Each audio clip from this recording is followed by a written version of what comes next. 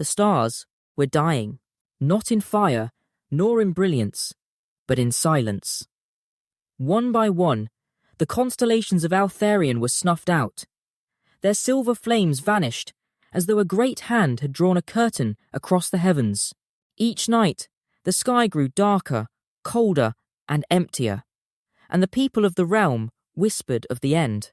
They said that when the last star fell, winter would never leave the land.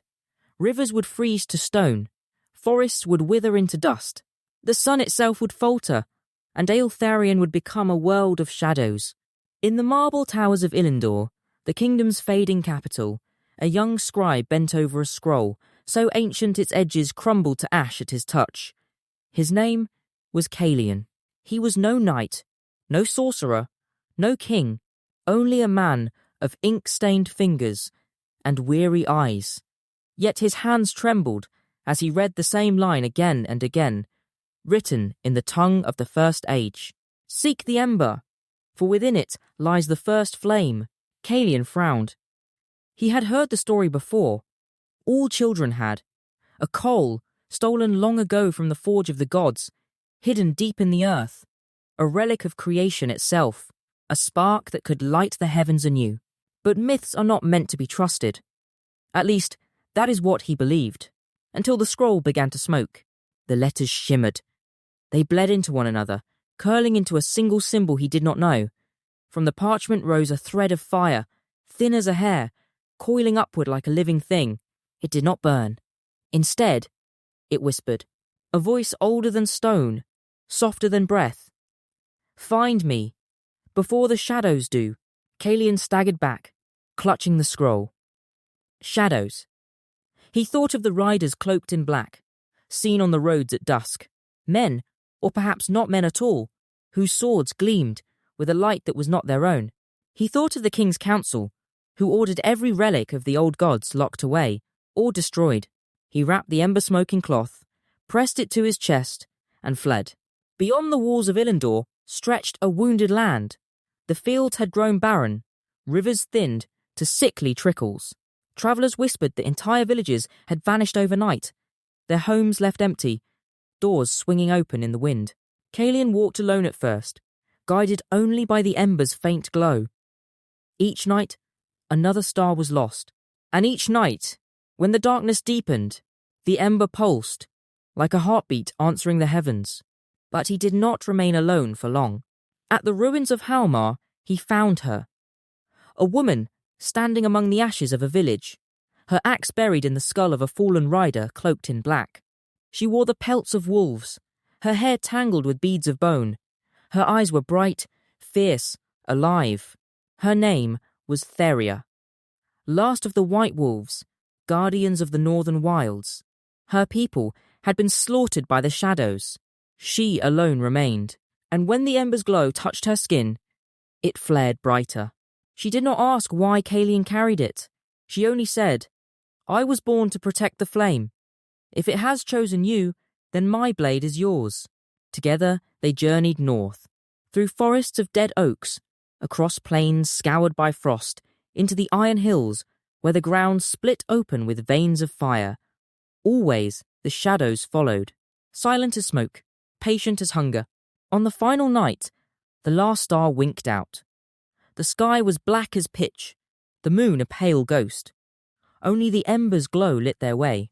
It led them into a cavern carved by molten rivers, its walls glowing red with trapped heat. At the centre stood a blackened altar. Upon it rested a coal the size of a man's skull. The ember, the heart of creation. It burned without consuming. It cast no heat. Yet the chamber shone with dawn-like radiance. Calion felt tears sting his eyes. He had found it. The hope of the world. But hope is never unchallenged. From the darkness, the Shadow Riders emerged. A dozen of them, blades humming with stolen starlight. Their leader stepped forward, faceless beneath his hood. His voice was the sigh of wind across a grave.